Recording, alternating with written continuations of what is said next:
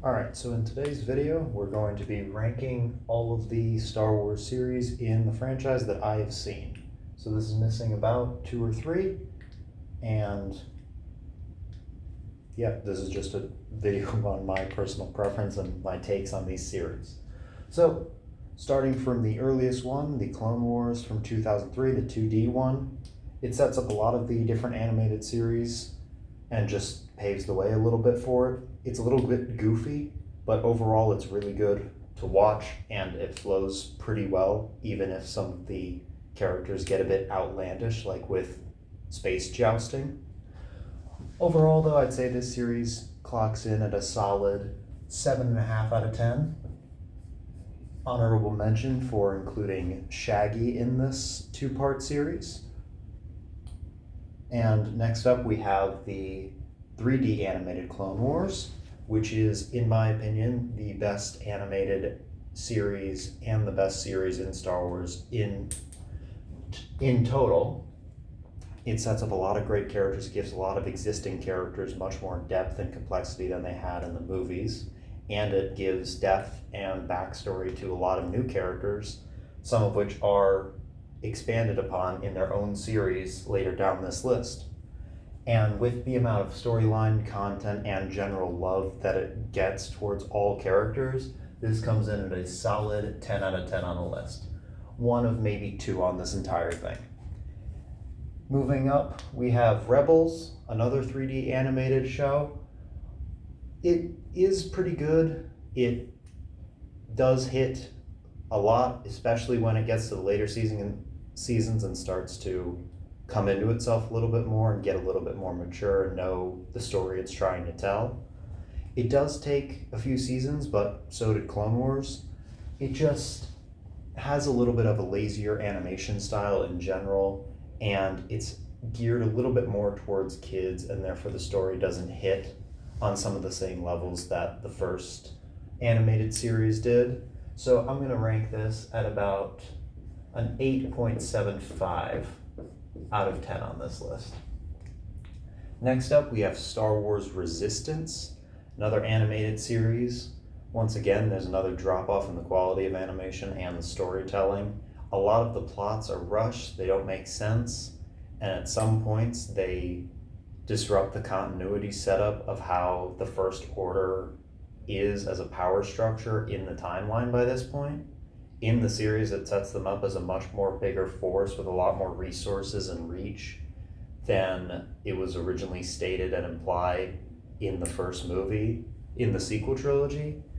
And overall, the characters meant less, there were a lot less stakes, and everything was kind of annoying in terms of the plot holes and general inconsistencies within the show itself. So I'm going to rank this at maybe a 5 out of 10 because the animation is still Star Wars. It still, at some points, looks really good. It just, compared to the rest of these, does not mean the same. Next up, Mandalorian, live-action Star Wars show that kind of set the stage for several of these later down the list. It is a very enjoyable space western that later on starts to introduce more legacy characters and have a much more galactic impact as a whole, but at its start, it's just a Mandalorian bounty hunter who is going about the galaxy trying to find a place for his adopted child. And in terms of the storytelling in all 3 seasons as a whole, it does hit on a lot of the points and a lot of the story arcs set up in seasons 1 and 2, but the delivery and execution of a couple things in season 3 that are major important things kind of made the whole series dip in quality.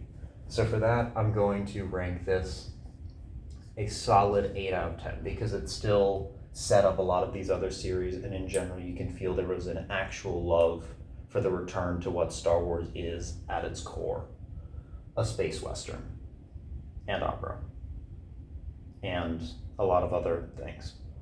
Book of Boba Fett is an offshoot of The Mandalorian, introducing a character that was thought to be dead, but overall just doesn't hit the same. It's a 6-episode series, and 2 of the episodes doesn't even have the character in it. So for that, go ahead and be a 6 out of 10. Kenobi, it felt rushed. It should have been a movie. A lot of the plot lines are repeated a couple episodes after the first time, and there were a lot of good interactions in between Vader and Kenobi, but there's a lot of leaps in logic that this series makes just to not disrupt the continuity, and overall it feels like while it should have been made, it would have hit on so many more levels as a movie rather than a 6-part series. And I'd rank this a good 7.5 out of 10. Ahsoka is a character that was introduced in Clone Wars and has seen a couple appearances in other places and is a very beloved character. So she got her own series talking about the events after the Empire and Mandalorian Book of Boba Fett, training her own apprentice again and searching for some other characters within the Rebels series. And it's an okay show. There's a lot of points that it set up, but it didn't really have the impact that the series wanted it to. And I'm going to give it a 6.5 out of 10. Andor. Very few legacy characters, very much lower stakes compared to the rest of these where it's on a galactic scale. And it does something that not many other series have been able to do. It reestablishes the Empire as an actual power to be feared and respected, which isn't something that even some of the main movies were able to do, because when you were watching Jedi just carve through entire platoons like nothing, it kind of lowers the stakes a little bit. With this, people don't have that power, and they're very regular people who very much can die. And it's one of the best series that Disney has made and that Star Wars has made as a whole. This is going to be another solid 10 out of 10.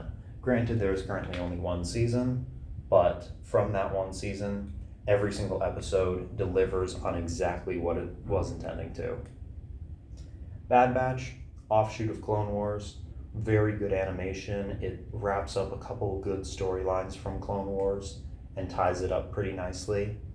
It introduces the beloved characters from the Bad Batch again, which we all love, and wasn't as good as Clone Wars, and it trailed on for a couple things. So for that, it's going to be an 8.5 out of 10, because overall it was still a very enjoyable series.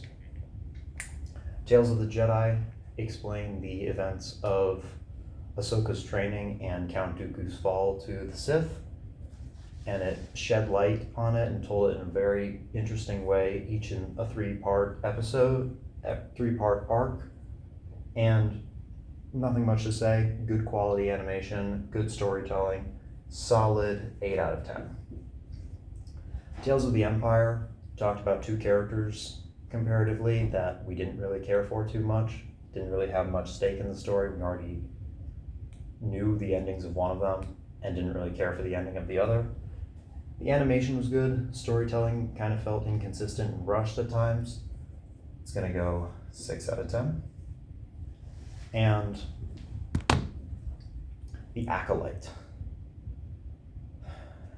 Star Wars' first venture into a non-Skywalker focused saga, and it missed on a lot of points.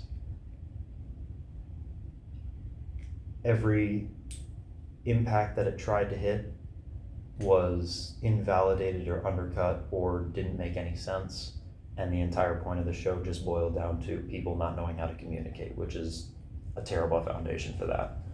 So overall, it is a very weak 3 out of 10. That's about it.